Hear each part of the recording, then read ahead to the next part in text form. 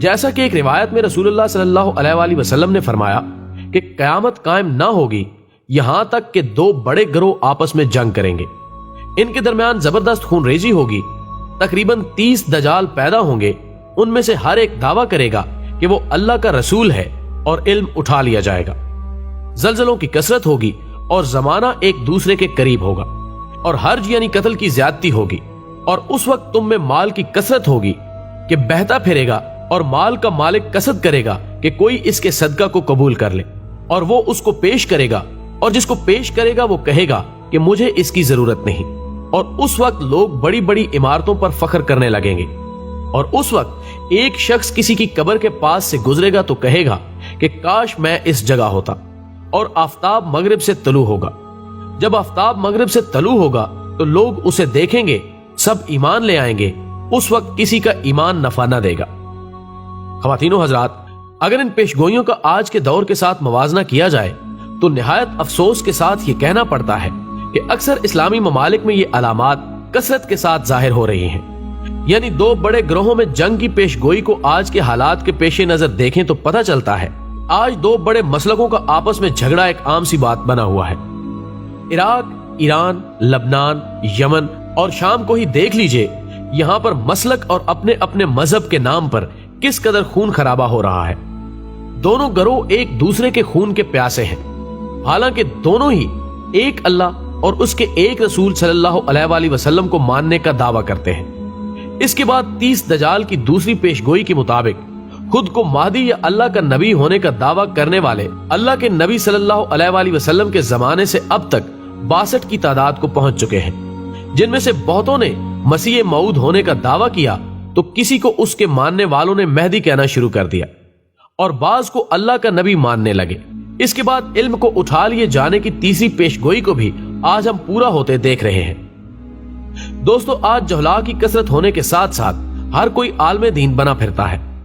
Technology نے اتنی ترقی کر لی ہے کہ آپ کے تھوڑے سے تلاش کرنے پر مطلوبہ قرآن کی آیتیں اور احادیث تو آسانی سے مل رہی ہیں، لیکن فہم قرآن و حدیث آج ہمارے اندر نہیں رہا۔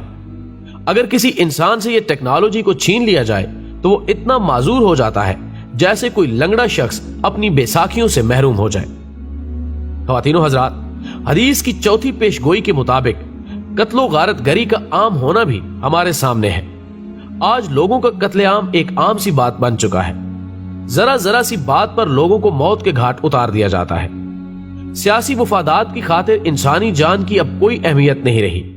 جس کی جیتی جاگتی مثال شام، عراق، لیبیا اور برما ہے، جہاں آئے دن عام شہریوں پر بم برسا کر تو کہیں گولیاں چلا کر موت کی ابدی نیند سلا دیا جا رہا ہے۔ مارنے والا اس میں نہ بوڑھے دیکھتا ہے اور نہ بچے۔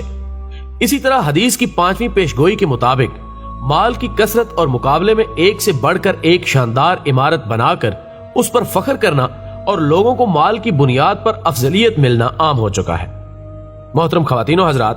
اس بات کا اندازہ ہمیں بخوبی ہے کہ مسلمانوں نے اسلام کے ابتدائی سال رسول اللہ صلی اللہ علیہ وآلہ وسلم کی رفاقت میں بھی اور بعد میں بھی اس حال میں بسر کیے کہ ان کی زندگی بہت تنگی اور سخت فقر و فاقہ کی تھی، حتیٰ کہ ایک کے بعد دوسرا مہینہ بھی گزر جاتا اور رسول اللہ صلی اللہ علیہ وآلہ وسلم کے گھر چولہے میں آگ نہ جلتی۔ ان کا گزارا محض 2 چیزوں، پانی اور کھجور پر ہوتا،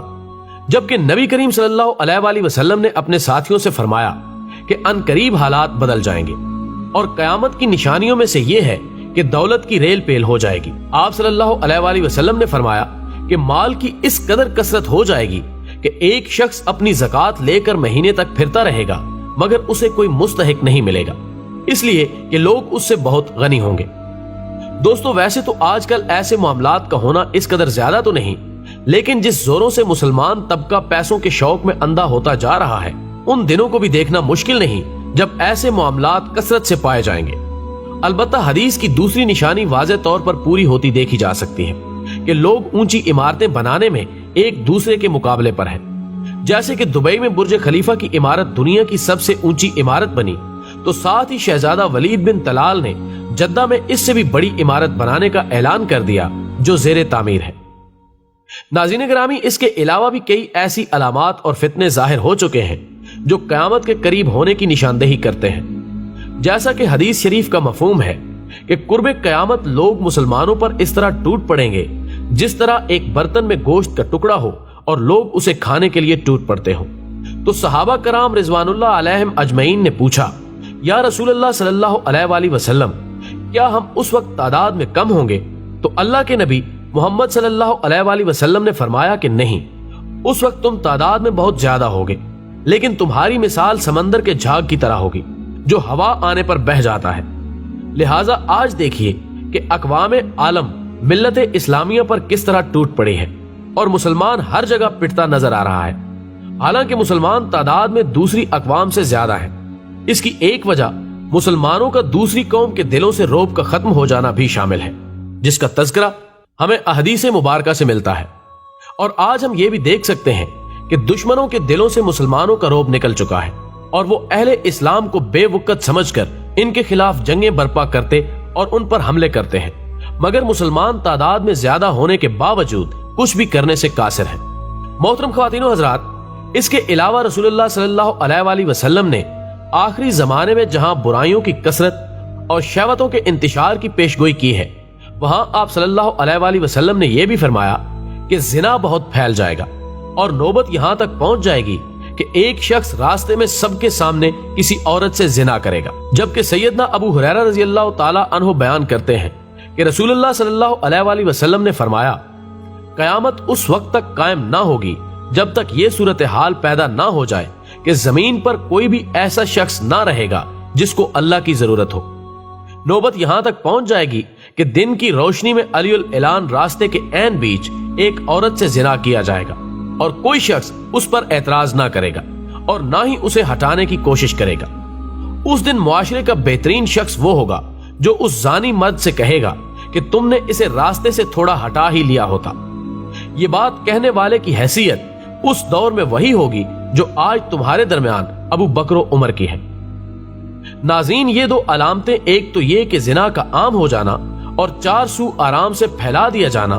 दूसरी ये कि जिना अलीउल ऐलान किया जाना और इसे दूसरों से छुपाने की कोशिश ना करना किस कदर आम हो चुकी हैं, इस बेहयाई का अंदाजा लगाना मुश्किल है। इसके बाद हदीस में कुर्बे क़यामत की अलामत में मोटापे के जाहिर होने का भी जिक्र किया गया है, जबकि हम देख सकते हैं कि इंसान की हर किस्म की खिदमत के लिए मशीनें और आलात मौजूद होने की वजह से नतीजा ये हुआ कि छोटे बड़े सब मोटापे का शिकार हो गए। सूरत हाल इस हद तक खराब हो चुकी है कि आलमी आदादो शुमार के मुताबिक दुनिया की आबादी का करीबन 6वां हिस्सा वजन में इजाफे के मसले का शिकार है।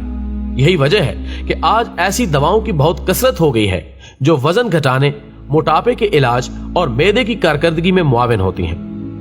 नाज़रीन, एक और मुकाम पर रसूलुल्लाह सल्लल्लाहु अलैहि वसल्लम ने फरमाया, जब अहले शाम तबाही और बर्बादी का शिकार हो जाएं, तो फिर तुम में कोई खैर बाकी न रहेगी। इस हदीस के हिसाब से अरब ममालिक के सुनहरे दौर के खात्मे की अहम वजह मुल्क शाम के मौजूदा हालात है। लिहाजा अब दूसरे ममालिक जो भी झूठे बहाने बनाएं, लेकिन उन सब का असल हदफ जजीरतुल अरब है,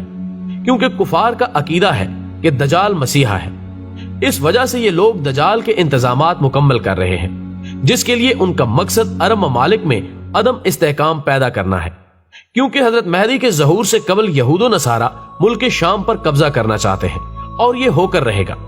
जबकि पेशगोई के मुताबिक आखिरी जमाने में जब मुसलमान हर तरफ से मगलूब हो जाएंगे और मुसलसल जंगें होंगी, तो शाम में भी ईसाइयों की हुकूमत कायम हो जाएगी। इसके बारे में तफसीलन उलमा कराम बताते